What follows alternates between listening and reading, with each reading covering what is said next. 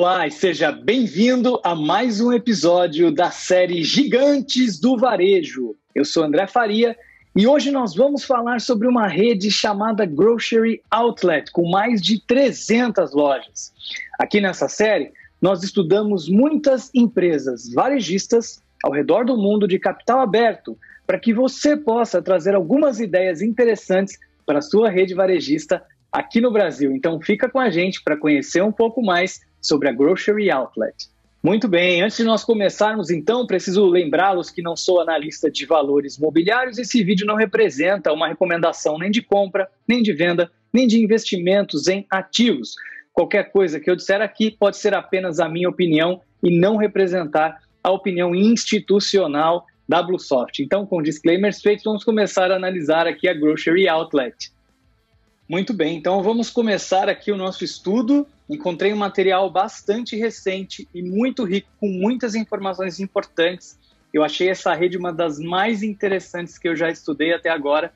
O modelo de negócio deles é bastante diferente e reúne elementos que eu não vi em nenhuma rede varejista brasileira. Então pode ter aqui também, quem sabe, uma oportunidade de criar um novo modelo de rede varejista aqui no Brasil. Vamos descobrir juntos se isso faria ou não sentido aqui nesse estudo agora. Muito bom. Então vamos primeiro começar tendo aqui um overview, uma visão geral da Grocery Outlet, né? Bom, eles utilizam como slogan deles justamente, quer dizer, um mercado de barganhas, né? E olha só que interessante. Por que eles são bem posicionados em relação ao Covid? Eles já começam falando um pouquinho sobre isso, né? Primeiro, porque eles trabalham com esse modelo de independent operators. Esses operadores independentes funcionam como se fossem franqueados, embora eles não usam o termo franchising em nenhum momento. Geralmente são famílias empreendedoras que fazem um investimento num próprio negócio e utilizam a marca da Grocery Outlets e operam a rede de supermercados, operam algumas lojas ou uma única loja. Aqui eles comentam também que eles oferecem justamente estes produtos de preço baixo. Eles trabalham muito com grandes ofertas. A gente vai ver ali que eles alegam ter de 40% até 70% preços menores do que em outros varejos. E tem alguns motivos para isso, né? Eles trabalham muito comprando oportunidades dos fornecedores. Cerca de 50% da linha deles é de compras de oportunidade.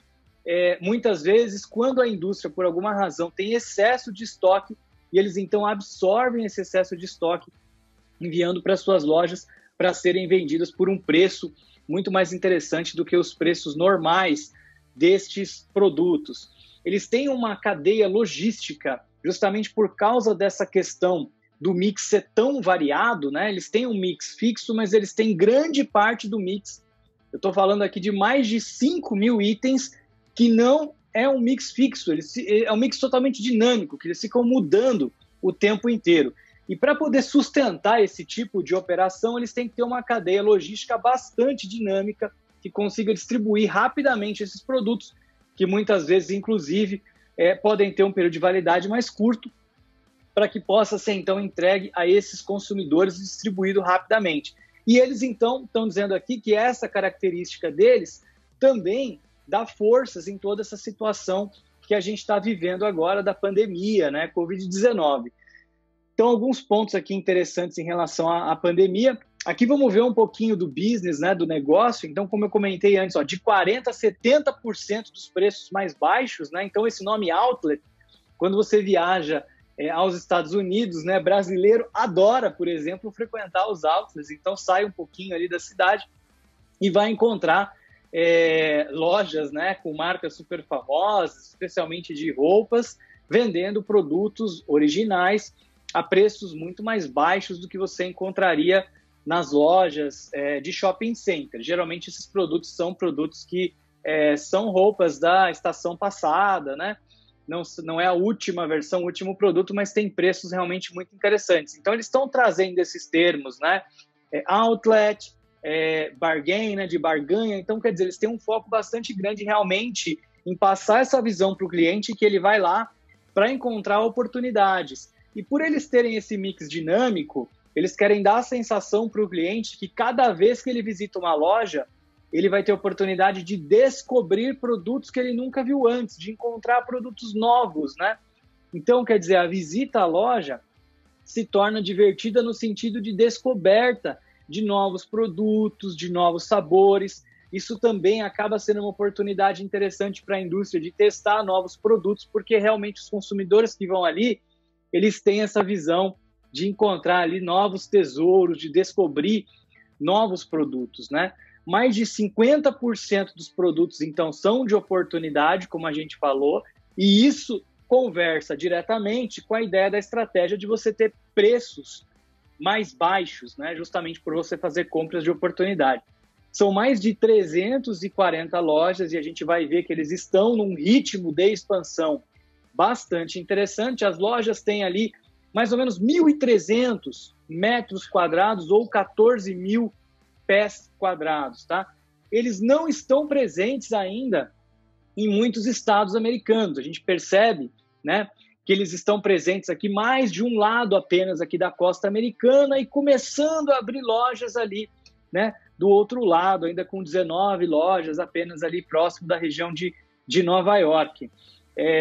Então, eles têm um crescimento também bastante interessante. Se a gente olhar o Compound Annual Growth Rate, que seria mais ou menos a taxa média dos últimos 5 anos, eles têm crescido cerca de 10% em número de lojas todos os anos, e é um crescimento em número de lojas, né? Quando a gente fala já dessa quantidade de lojas, 340 lojas, a gente está falando de, por exemplo, a abertura de 34 novas lojas esse ano, se manter a mesma tendência, o que é bastante coisa aí, né, pessoal? Quase 3 lojas por mês. Então, a gente está falando de 1.900 pontos que eles já identificaram nos Estados Unidos para potenciais aberturas de lojas. E como eles trabalham com esse modelo muito próximo à franquia que a gente comentou de operadores independentes, isso escala um pouco mais, porque eles não dependem necessariamente de equipes próprias e parte do investimento vem do empreendedor que está abrindo aquela filial também, tá?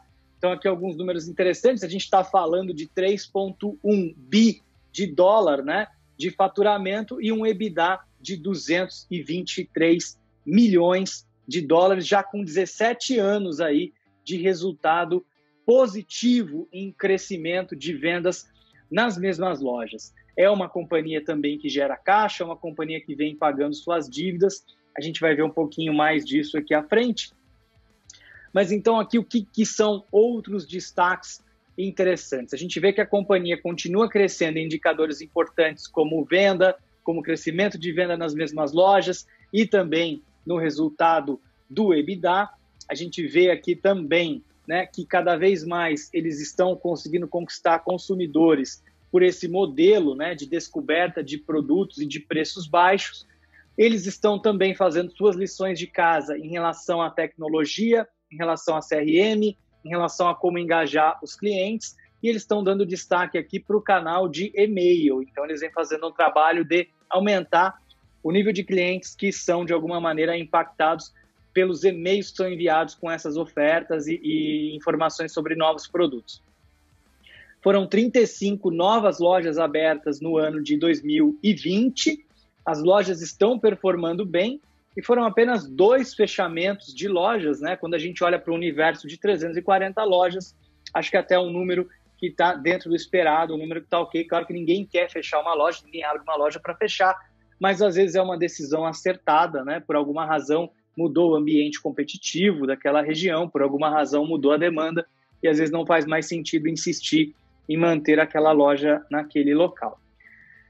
Aqui, então, né, eles estão falando de 3 pilares que são bastante importantes, com um quarto que é o grande diferencial deles. Então, eles têm um foco bastante grande em preço, a gente já falou disso. Eles estão olhando também para a qualidade, manter uma loja sempre muito limpa, trabalhar com uma linha de produtos orgânicos, uma linha de produtos frescos.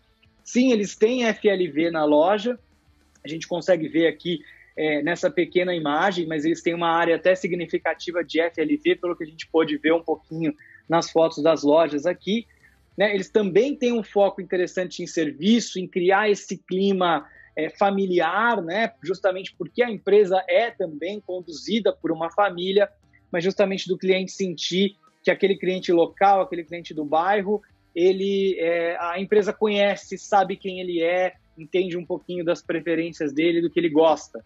Então, o que ele oferece para esse cliente, né? Ele fala de diversão, o cliente se divertir na loja, descobrir produtos novos, coisas que ele não estava esperando encontrar, um sortimento dinâmico que está sempre mudando, né? E também uma questão de produtos locais, produtos às vezes que são daquela região ali. E eles fazem essa curadoria, que é justamente essa seleção desse mix tão dinâmico para estar sempre impressionando esses clientes. Aqui, a gente consegue ver também que eles não têm ainda uma estratégia de e-commerce diferente, pessoal, de todas as outras empresas que a gente vem estudando desde o ano passado, que mostram um crescimento incrível no canal e-commerce, que a Grocery Outlet ainda não começou, o que pode representar, sim, uma grande oportunidade para eles no momento, né, em que eles derem esse passo.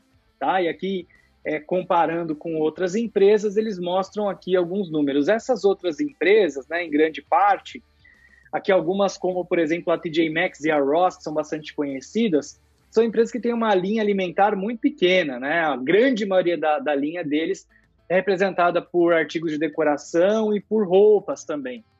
Mas são lojas que têm também essa visão de outlet, de vender barato, de vender produtos por menor preço dentro da cidade, né? Então, acredito que até por isso aqui que eles trazem como uma comparação do modelo, né? Realmente, olhando aqui o track record deles, né? Quer dizer, o histórico, como é que eles estão evoluindo, é bem interessante, né? A coisa não acontece em linha reta, mas a gente vê aqui que o crescimento de vendas nas mesmas lojas tem sido muito bom, especialmente aí nos últimos anos, né? Nos últimos quase 10 anos aqui tem sido muito bom. No ano passado foi um ano de fato incrível aí, que superou, né, muitos números anteriores. Número de lojas de 2015 para cá aumentou de 237 para 380, né? Então também foi um crescimento bastante interessante. A margem bruta deles, né, tá próximo ali de 31%, o que, considerando que é um business, que é um negócio que está focando em preço baixo, em outlet, é uma margem bruta bastante interessante. Eu confesso a vocês que eu esperava uma margem bruta até um pouquinho menor. E nós estamos falando aqui também de um EBITDA que vem crescendo, né? Está com um CAGR aí de 16%. Então isso também é uma boa notícia, com certeza, para os investidores da companhia. Aqui a gente pode ver também que mesmo no período de recessão eles têm apresentado um resultado muito bom, até porque talvez, né, e aqui é o que seja talvez um dos indicadores indiretos que a gente consegue tirar desse gráfico, é que pode estar havendo uma migração de outros canais de varejo alimentar para grocery outlet, de pessoas que ou estão ou que gostam desse modelo de mix dinâmico, ou talvez que estão buscando de fato barganhas, preços menores para poder ali abastecer a sua despensa com os produtos de supermercado, né? Aqui um pouquinho dessa história de mais de 70 anos da companhia. A gente não vai entrar nesse detalhe, mas fica o convite para você quiser entrar lá no site para saber mais. É sempre interessante a gente conhecer um pouquinho mais a história da companhia, né? Os seus valores. A missão deles aqui é justamente tocar vidas, né, para melhor, ou seja, melhorar a vida das pessoas. Então, uma missão que, de alguma maneira, com certeza impacta os colaboradores, né, e que conversa diretamente ali com o que todo mundo quer fazer, que é diferença no mundo, diferença na vida da sociedade, das pessoas, né? Falando um pouquinho aqui da questão de investimento, né? Então, o que eles estão falando, né, que eles vão fazer e qual que é a estratégia de crescimento? Então, eles querem continuar tendo foco em surpreender clientes ou criar essa wow experience que eles estão falando aqui, manter o modelo de sourcing, quer dizer, de compra de produtos de maneira flexível, sem ter um mix fixo. E, segundo eles, essa é uma das principais fortalezas da companhia e é difícil de ser replicado, né? Então, imagina como deve ser difícil trabalhar com um mix que está toda hora mudando, que é toda hora diferente. Como é que você prevê a demanda desses itens? Como é que você acerta na compra? Como é que você evita desperdício? Então, realmente, é um desafio que eles devem ter se esforçado um pouco para aprender e ganhar maturidade nisso, e que as outras empresas, em tese, ainda não saberiam fazer e executar com a mesma excelência que eles vêm executando, né, pessoal? Então, realmente, essa questão de independent operators, né, dos empreendedores familiares, também é um grande diferencial deles que eles querem continuar fortalecendo, né? Então, esses são os principais pontos aqui que eu destaco para vocês, e com isso eles esperam manter essa expansão aí bastante agressiva que eles vêm tendo nos últimos anos, né? Então, eles compram bastante essa questão de oportunidade em grandes quantidades também, né?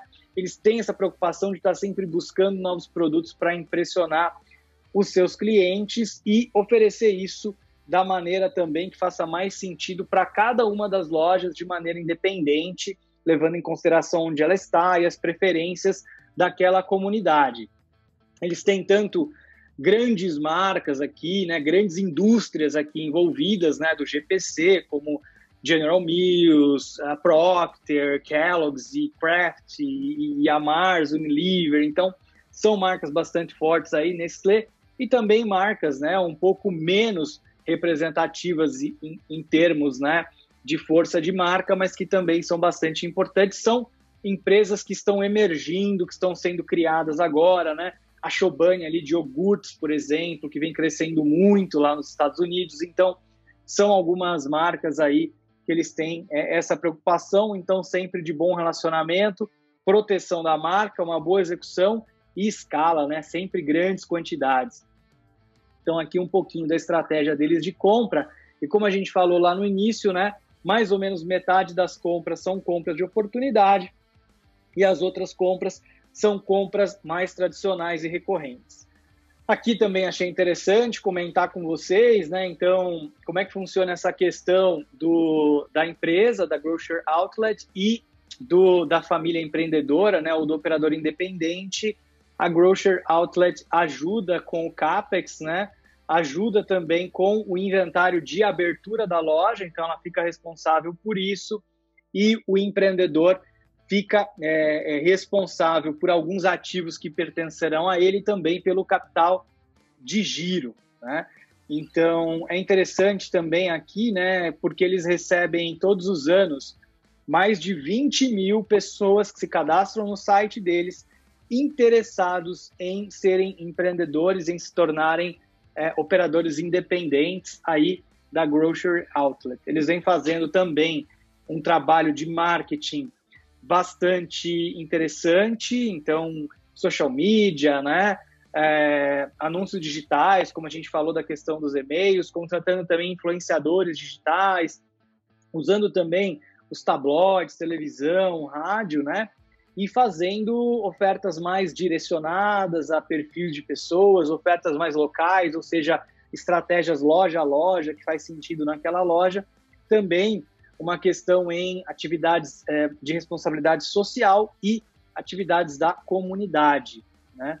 Então, aqui é um potencial incrível, realmente, se a gente for falar de sair de menos de 400 lojas para mais de 1.500 e um potencial final aqui que eles estão dizendo, né, até mesmo de 4.800 lojas, quer dizer, a gente está falando aí de um crescimento de 5x e até mesmo 10x ali para frente. É bastante coisa, é bastante oportunidade, é um plano bastante agressivo e com certeza eu vou querer acompanhar de perto como é que vai ser a execução disso e os próximos resultados, e vou compartilhando aqui com você como é que as coisas vão evoluindo, né, aqui na companhia. Então, tem oportunidade de evolução em muitas praças diferentes, né, em muitos canais.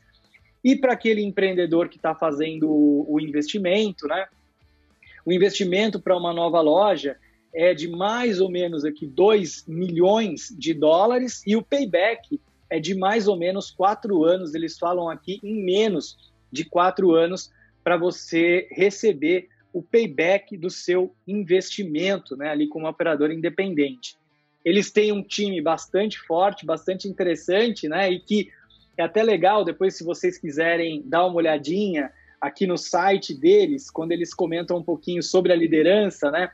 Cada um dos líderes da companhia, aqui, por exemplo, o CEO, que é o Eric Lindbergh, ele está segurando aqui o produto predileto, a descoberta predileta dele de produto na companhia, que é uma kombucha. Aqui a gente tem também o presidente da companhia, que descobriu aqui, parece que um cereal de mel, né? e tem cada uma das pessoas-chave da companhia aqui segurando seu produto principal, sua descoberta, qual que é o papel dela. Então isso vai mostrando para a gente, né, que eles vão reforçando aí em cada uma das ações deles essa característica desse varejo, né, de descoberta de novos itens, de produtos diferentes aí, que ficou tão marcante para mim aqui nesse estudo. Eles também já oferecem, né, aqui para os operadores tecnologias diferenciadas, então softwares que podem ajudar, né, na operação, software de BI, software de CRM, software para armazenamento de arquivos, então colocam aqui alguma coisa de tecnologia. Isso com certeza já traz um valor interessante ali para o operador, que não vai ter que começar do zero, aprendendo tudo isso, enfim, contratando esses fornecedores. Boa parte do problema para o operador fica resolvido, né? Imagina que ele vai ajudar o operador a determinar o pedido da loja, qual o melhor mix para aquela loja, quais são os produtos que fazem sentido estar lá, qual que é a demanda que aquela loja tem, o software que a loja vai ter que usar para cada um dos desafios, seja CRM, seja armazenamento de arquivos, seja lá no RH. Então, tudo isso vem meio que resolvido. É muito mais fácil do que um empreendedor que quer abrir um supermercado começar do absoluto zero, né? A gente tem modelos de loja de conveniência, como a gente estudou em vídeos passados, né? Também no Canadá, também nos Estados Unidos, que utilizam um modelo de franquia ou que utilizam outros modelos aqui. Mas este aqui parece um pouquinho diferente e também acaba sendo um modelo para supermercados aí de um certo tamanho, né? Que é bem maior do que as lojas de conveniência, então achei realmente diferente e interessante. Aqui a gente tem alguns outros highlights em questão de indicadores financeiros, a gente já falou um pouquinho desses aqui, né? De venda, então do crescimento de venda nas mesmas lojas, são indicadores que sempre vale a pena, sim, dar uma olhada, mas a gente percebe que a situação financeira da companhia está indo bem, e uma boa notícia também é que eles estão conseguindo reduzir aqui a dívida líquida, né? Que é a dívida menos o caixa. Então a gente consegue perceber aqui que a posição de caixa de 2019 para 2020 melhorou significativamente, né? Aqui de 28 para 105, aí, mais de, né, cerca de 4 vezes ali, e a gente percebe também que eles estão conseguindo pagar a dívida, né, ao mesmo tempo que aumenta o caixa. Então isso é, sem dúvida, uma boa notícia. A dívida líquida dividida aqui pelo EBITDA caiu de 2,6 para 1,6, então a companhia está melhorando também aqui a sua estrutura de capital, está diminuindo sua dívida, né? O que é muito bom, pessoal. Muito bom. Então a gente conseguiu ver que é uma companhia que tem uma estrutura financeira muito boa, que está com uma boa lucratividade, que vem abrindo lojas num ritmo bem interessante, que enxerga espaço no longo prazo para crescer até 10 vezes o tamanho que já está hoje, que já fatura aí alguns bilhões de dólares por ano. Então, eu confesso que eu achei o posicionamento deles muito interessante. A gente consegue ver um modelo de negócio diferente de outras redes varejistas que a gente estudou. A gente consegue ver elementos na cadeia de distribuição e logística diferentes, na seleção do mix diferentes, na abordagem de marketing. Então, eles se posicionam realmente de uma maneira que a gente consegue identificar eles com uma estratégia bem clara e diferente da grande maioria das outras empresas que vêm competindo nesse mesmo espaço de varejo alimentar. Eu gostei bastante de conhecê-los e estou bastante empolgado para acompanhar como vai ser a execução de todo esse plano nos próximos anos. Eu espero que você tenha gostado tanto quanto eu aqui de conhecer um pouquinho mais da Grocery Outlet. Não esquece de me contar o que você achou dessa empresa aqui nos comentários. Muito bem, então espero que você tenha gostado aqui de acompanhar junto comigo esse nosso estudo sobre a Grocery Outlet. E se você está numa companhia, numa rede varejista interessada em transformação digital, tecnologia, inovação, entre em contato com nossa equipe comercial. Eu tenho certeza que a BlueSoft tem tecnologias que podem te ajudar na sua jornada de transformação digital, que podem ajudar a trazer mais tecnologia e inovação para o seu negócio. E se você gostou desse vídeo, não esquece de deixar aqui o seu like e compartilha naquele grupo de WhatsApp da sua empresa, compartilha com outras pessoas que você conhece e que podem se interessar aqui por esse conteúdo, aqui por esse nosso estudo. Muito obrigado e até o próximo episódio.